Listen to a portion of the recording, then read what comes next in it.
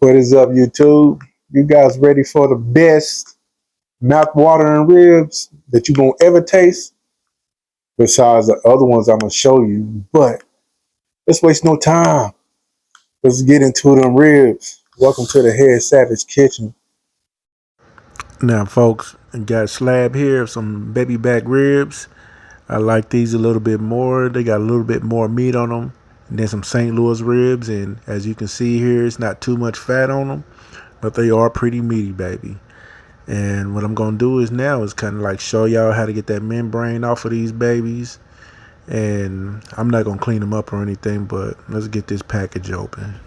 Now, I know my rib is too long for my cutting board. I'm going to cut this up in like 3 pieces later, but I'm going to leave it intact right now so I can show you guys how to remove the membrane.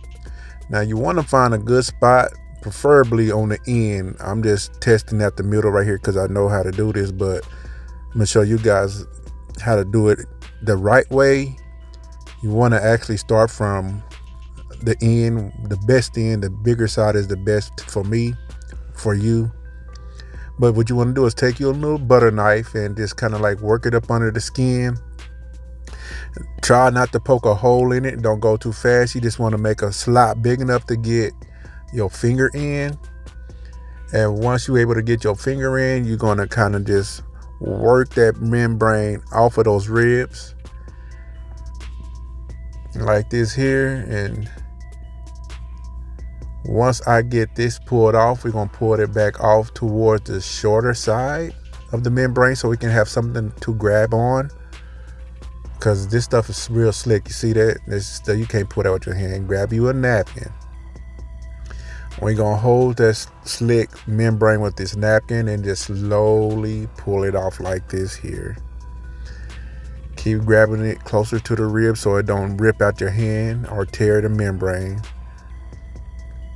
And just pull it off slow and it all will stay intact. Just like that there, folks. All right, folks. Now I'm back here. I got them ribs all chopped up. And this little rub I'm putting on here, this is a rub I made up on my own. I'll put the ingredients to this rub down there at the bottom. I haven't figured out what I'm going to name it yet, but I got a feeling it's going to have something to do with Savage. Yes.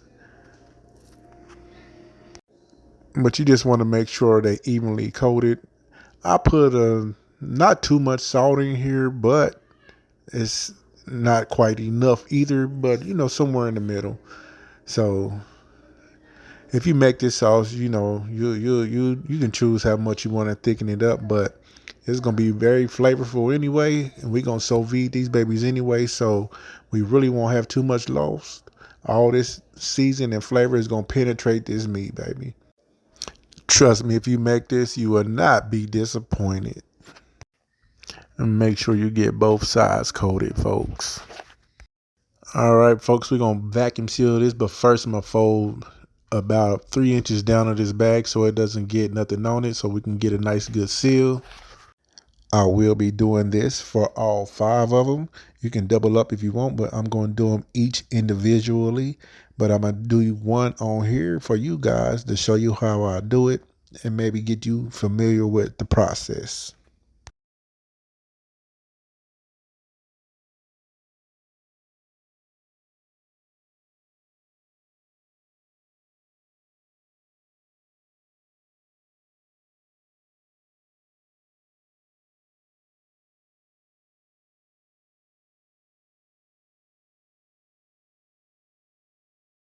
Now, folks, I like to run the sealer part twice after it's been vacuumed just to ensure a nice good seal. Now, here's where patience come in. I'm going to set my sous vide for 150 degrees for 48 hours. That's what ribs going to take, baby. Get them all in the bath water solution, and I will see you guys here again in 48 hours. Quick tip. I warm my pot up on the stove first so my sous vide don't have to work as hard getting up the temperature.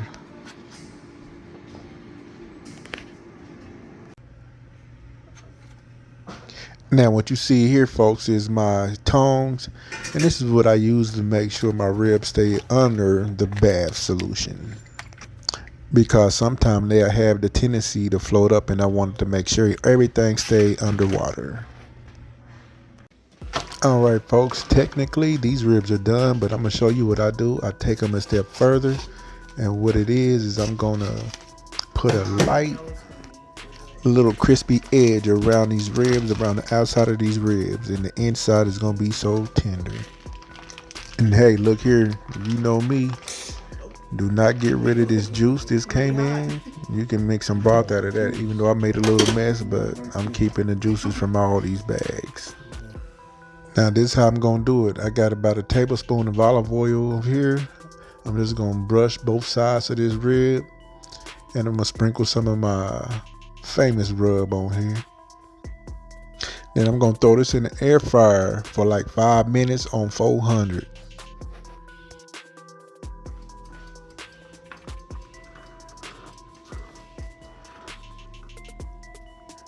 Hey, look at this pullback, folks, right here. You can tell it's already done. I'm telling you, it's done. You can eat it like this if you want to, but I'm taking it a step further, like I told you.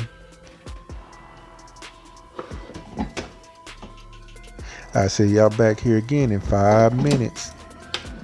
Work some of that movie magic real quick, make that 5 minutes go on by.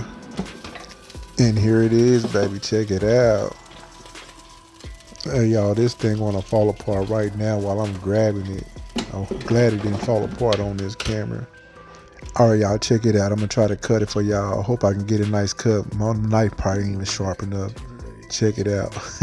Told you it wasn't sharp enough, but I'm gonna eat that piece. I'm gonna grab this little piece right here too. It's hot, but man, it's so good. Let me give y'all a closer look. I hope it don't fall apart. All right, there it is. Subscribe if you haven't.